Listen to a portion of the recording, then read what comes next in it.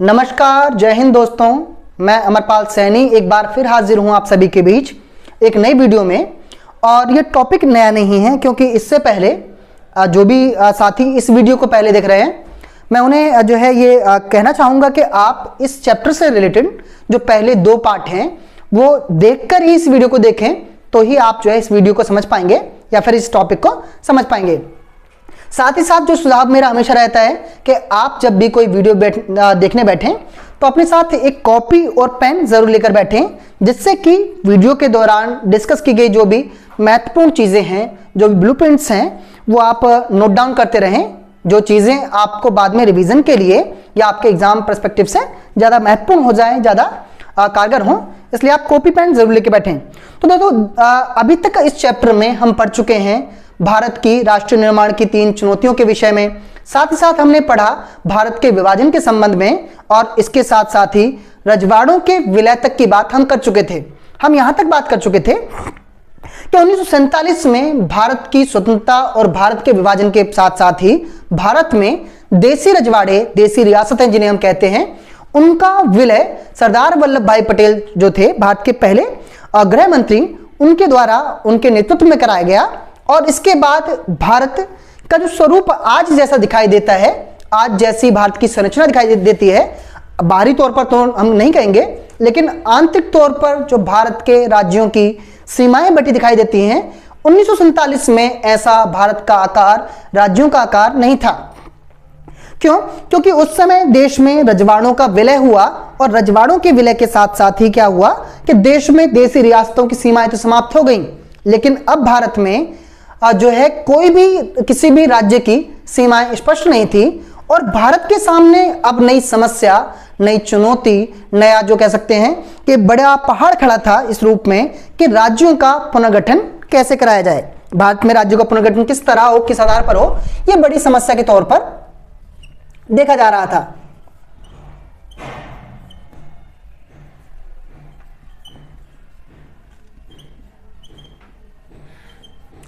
भारत में राज्यों का पुनर्गठन, तो देखिए जब हम देश में राज्यों के पुनर्गठन की बात करते हैं तो वहां हमें कुछ चीजें समझती चलनी है, कुछ चीजों को जो है साथ लेकर चलना है। पहली बात देखिए कि अगर हम राज्यों के गठन के संबंध में सरकार के दृष्टिकोण, सरकार के नजरिए को देखें तो हम पाएंगे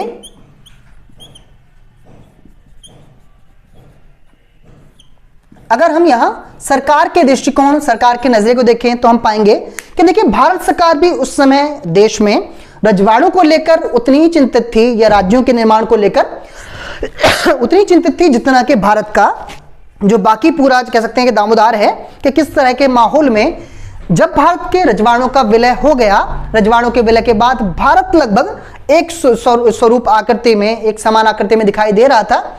लेकिन भारत के संविधान के बनने का क्रम लगभग जो है उसी समय था। भारत का संविधान बना और लागू भी कर दिया गया 26 जनवरी 1950 को, यानी भारत एक गणतांत्रिक देश हो गया। भारत में चुनावों की तैयारी भी प्रारंभ हो गई। 1951 में हम पढ़ते हैं कि 1951-52 में भारत के पहले आम चुनाव भी संपन्न करा लिए गए, और इन आम चुनावों के साथ भारत के जो लोकसभा के चुनाव हैं वो भी कर लिए गए। लेकिन एक बड़ा सवाल यहां यह उठता है कि इसी दौर में भारत के राज्यों के पुनर्गठन को लेकर सरकार कोई भी सख्त या कोई भी सीधा कदम उठाने से क्यों हिचकिचा रही थी? क्यों उस समय सरकार जो है बचने की कोशिश कर रही थी कि भारत में राज्यों का गठन किस आधार पर हो? देखिएगा, थोड़ा सा हम पीछे की तरफ जाएं तो हम पाएंगे कि 1947 तक लगभग उसके आसपास के दौर तक भी देश में सभी जो बड़े नेता थे, सभी कांग्रेसी, या यहां तक कहें कि गांधी जी भी इस मत के साथ थे कि भारत में राज्यों का गठन जो है भाषा के आधार पर होगा।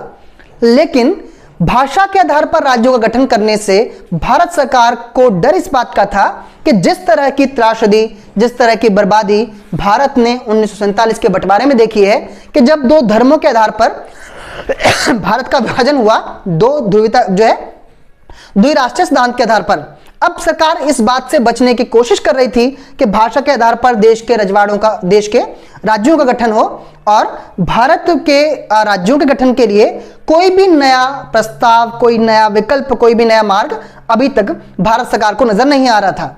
इस दौरान हुआ ये कि बात 1952 की है। 1952 की बात है।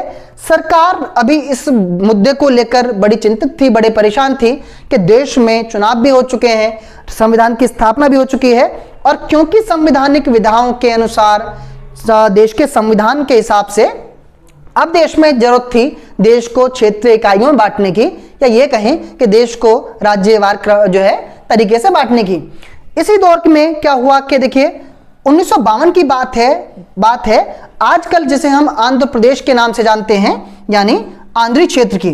तो आजकल का आंध्र प्रदेश जिसे हम राज्य के तौर पर जानते हैं, आंध्र प्रदेश की उस समय जो स्थानीय राज्य तो था नहीं, लेकिन आंध्र प्रदेश की स्थानीय भाषा थी आंध्री।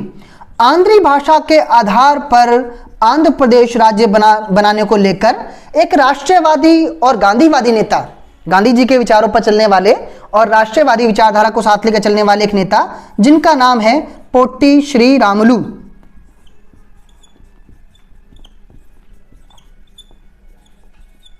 पोट्टी श्री रामुलु आंध्र प्रदेश जो आजकल का राज्य है वहां से संबंध रखने वाले आंध्री भाषा के आधार पर आंध्र प्रदेश को राज्य बनाए जाने की मांग को लेकर इन्होंने 56 दिन का आमरण अनशन किया। 56 दिन का मैं यहां इसलिए कह रहा हूं कि जब आमरण अनशन की बात होती है तो उसमें होता है कि जब तक किसी भी व्यक्ति की जो मांगे हैं वे ना मान ली जाए तब तक का, मतलब उनका ये था आमरण अनशन, मतलब मरने तक का अनशन। तो पोट्टी श्री रामुलु जो कि आज के आंध्र प्रदेश जो क्षेत्र से संबंध रखते थे, उन्होंने आंध्री भाषा के आधार पर आंध्र प्रदेश राज्य को बनाए जाने की मांग को लेकर आमरण अनशन किया। आमरण अनशन का अर्थ अभिप्राय सीधा सा ये कि भाई मरने तक का अनशन उन्होंने किया। पोट्टी श्री रामुलु जी 56 दिन तक अनशन पर बैठे रहे और दुर्भाग्यपूर्ण रूप से 56 दिन बाद उनकी इस अनशन के चलते मृत्यु हो गई, उनका निधन हुआ। इस निधन के बाद यह हुआ कि आंध्र प्रदेश वाला जो क्षेत्र जो इलाका था वहां की स्थितियां अशांतिपूर्ण होनी प्रारंभ हो गई।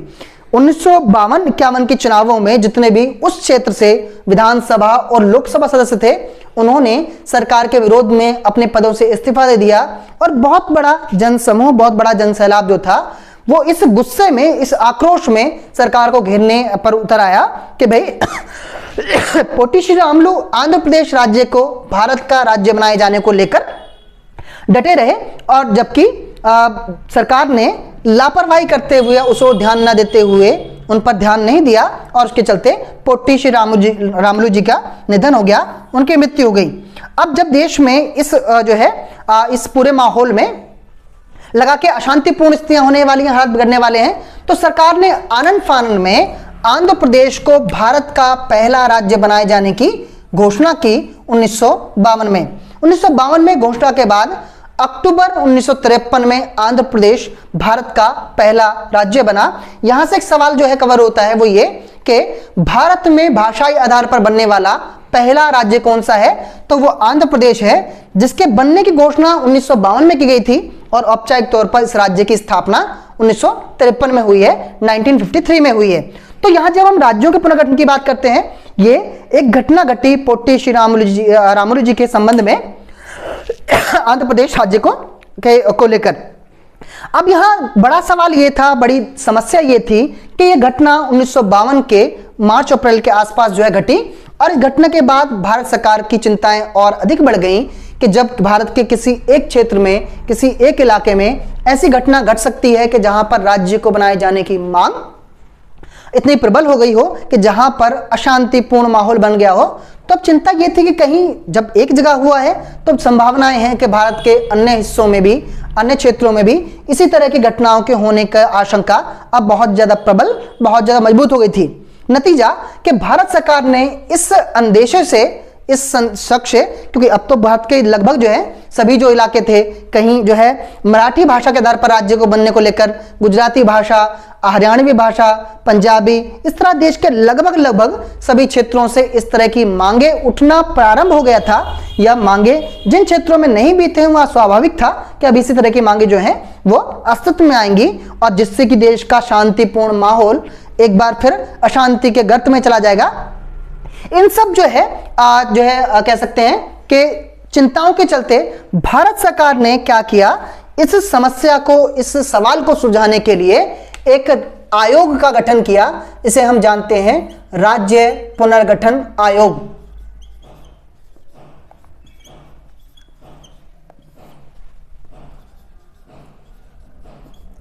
राज्य पुनर्गठन आयोग, इसे इंग्लिश में हम SRC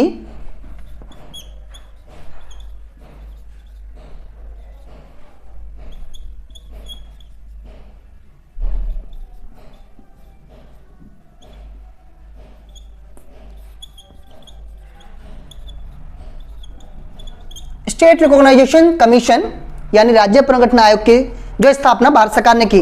राज्य पुनर्गठन आयोग की स्थापना जो हुई है वो हुई है 30 दिसंबर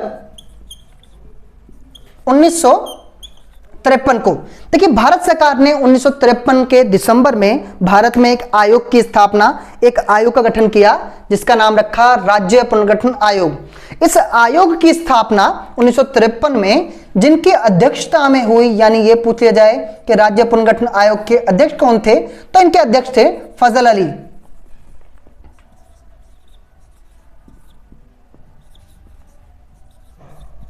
फजल अली राज्य पुनर्गठन आयोग के अध्यक्ष बनाए गए और इस तरह राज्य पुनर्गठन आयोग को काम सौंपा गया, कार्य सौंपा गया कि राज्य पुनर्गठन आयोग को अब ये जांच करनी थी, ये पता लगाना था कि भारत में राज्यों का गठन किस आधार पर किया जाए और कितने राज्य बने, उनकी सीमाएं कहां कहां तक हों।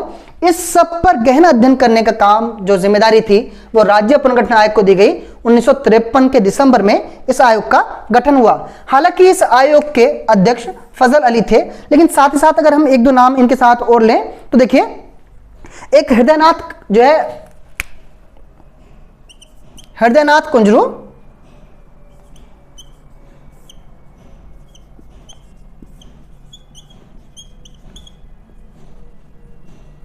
हृदयनाथ कुंजरू। एक अन्य नाम जो इनके साथ जुड़ता है वो आएंगे KM पणिक्कर।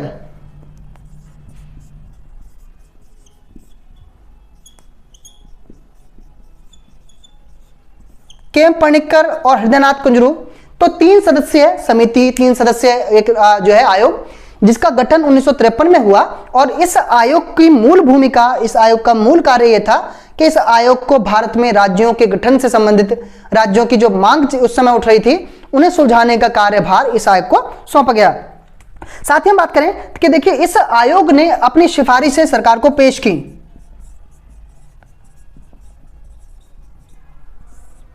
इस आयोग ने सरकार को अपनी सिफारिशें पेश की और इनकी सिफारिशें जो पेश की गई वो दिसंबर 1955 में,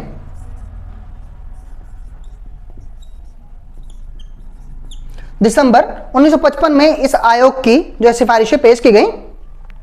और इस आयोग की सिफारिशों को अगर हम बात करें, ठीक है, तो सरकार के सामने इसकी सिफारिशें पेश और 1956 में सिफारिशें लागू हुई।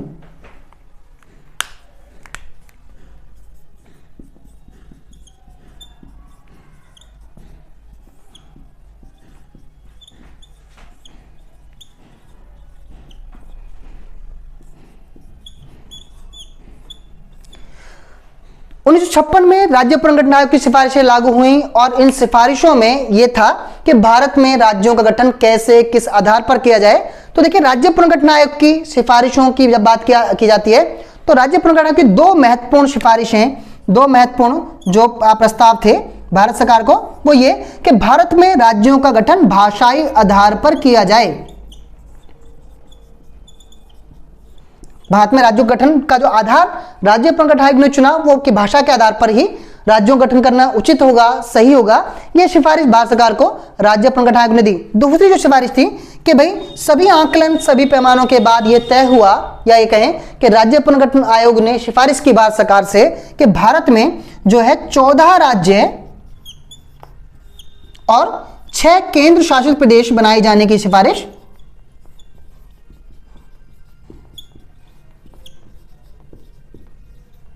14 राज्य और 6 केंद्र शासित प्रदेश बनाए जाने की सिफारिश राज्य पुनर्गठन आयोग ने भारत सरकार से की। तो देखिए, यहां पर सिफारिशें 2 महत्वपूर्ण, वो हमें याद रखनी है। राज्य पुनर्गठन आयोग की स्थापना कब हुई वो हमें याद रखनी है। इस आयोग के अध्यक्ष कौन थे वो हमें याद रखना है।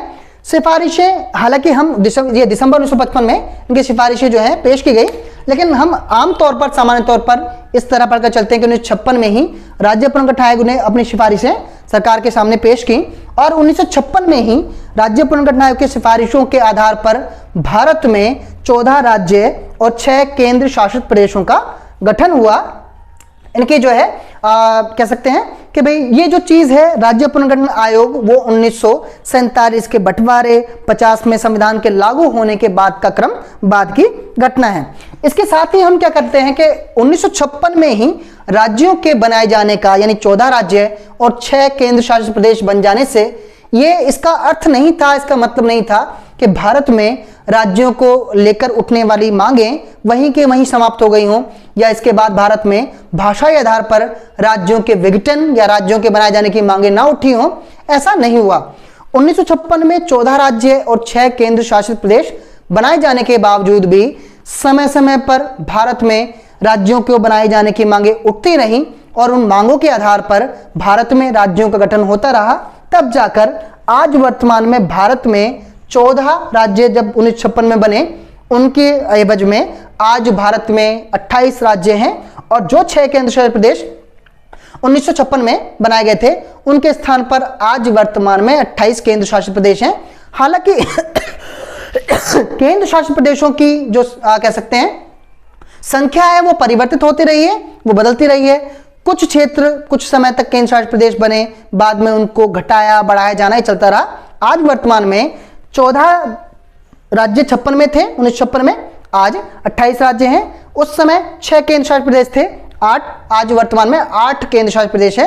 तो यहां हम तक बात करते हैं कि 56 के बाद भी ऐसा नहीं था कि राज्यों को बनाए जाने की मांगें समाप्त हो गई हों या राज्यों को लेकर उठने वाली मांगें जो खत्म हो गई हों।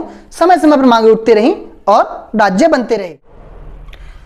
तो जैसे कि हमने बात की कि 1956 के बाद भी राज्य बने हैं, तो उसमें हमें जो चीजें ध्यान रखनी है कि 1956 के बाद कौन कौन से राज्य अस्तित्व में आए।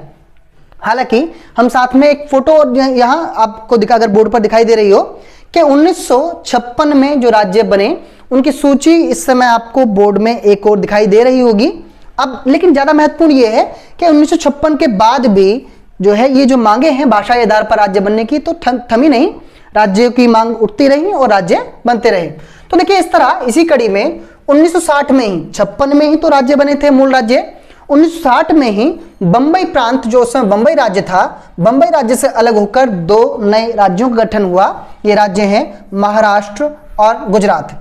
1956 में बंबई प्रांत को ही महत्व दिया गया था, लेकिन बाद में बंबई से अलग होकर 1960 में महाराष्ट्र और गुजरात नए प्रांत नए राज्य बने। इसी के साथ साथ 1963 में 1963 में, हालांकि यहां असम लिखना ज्यादा सही नहीं होगा क्योंकि ये पूर्वोत्तर में नागालैंड खुद अपने आप में ही एक राज्य के तौर पर एक कह सकते हैं कि एक प्रांत के तौर पर था।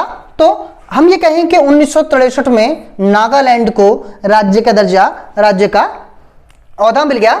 इसके बाद जो राज्यों के विखंडन का दौर है वो 1966 में 1966 में पंजाब प्रांत को तोड़कर 3 प्रांतों की उत्पत्ति हुई, 3 प्रांत बने। उसमें से एक बना पंजाब, एक हरियाणा और एक बना हिमाचल प्रदेश। इस तरह 1966 में पंजाब से 3 राज्य बने, खुद एक पंजाब, एक हिमाचल और हरियाणा। 1972 में फिर एक बार पूर्वोत्तर में राज्यों के विखंडन और बनने का बड़ा क्रम जो है चला और असम प्रांत या असम क्षेत्र से ही विकसित होकर 3 नए राज्य मेघालय, मणिपुर और त्रिपुरा, या इसे हम MMT के नाम से भी यानी शॉर्ट फॉर्म में MMT, मेघालय, मणिपुर और त्रिपुरा, जो कि 1972 में 1972 में राज्य के तौर पर अस्तित्व में आए। इसी के साथ साथ कुछ एक जो बदलाव 1987 में पूर्वोत्तर क्षेत्र में ही हुआ भारत के, इसमें मिजोरम एक नया राज्य बना असम प्रांत से अलग होकर, लेकिन साथ ही साथ अरुणाचल प्रदेश और गोवा को भी राज्य का दर्जा मिला। ये राज्य के तौर पर जो है इनको मान्यता मिली। इससे पहले अरुणाचल प्रदेश और गोवा केंद्र शासित प्रदेश ही हुआ करते थे। साथ में जो बड़े बदलाव हुए हैं राज्यों की श्रेणी में वो 2000 में हुए हैं। सन 2000 में भारत के 3 बड़े राज्यों का विखंडन हुआ, 3 बड़े राज्य टूटे और उनसे 3 नए राज्यों का जो है कह सकते हैं उद्गार हुआ, 3 नए राज्य बने। ये राज्य कौन से हैं? इस समय भारत के मध्य में स्थित मध्य प्रदेश से अलग होकर छत्तीसगढ़ एक नया राज्य जो सन 2000 में बना, साथ ही साथ इस समय भारत के एक बहुत बड़े राज्य है उत्तर प्रदेश को तोड़कर उत्तराखंड जो है, जिसे मतलब पहले उत्तर प्रदेश में उत्तरांचल के नाम से जानते थे जिस क्षेत्र को, यह उत्तरांचल क्षेत्र अब एक अलग राज्य के तौर पर उत्तराखंड के तौर पर सन 2000 में स्थापित हुआ।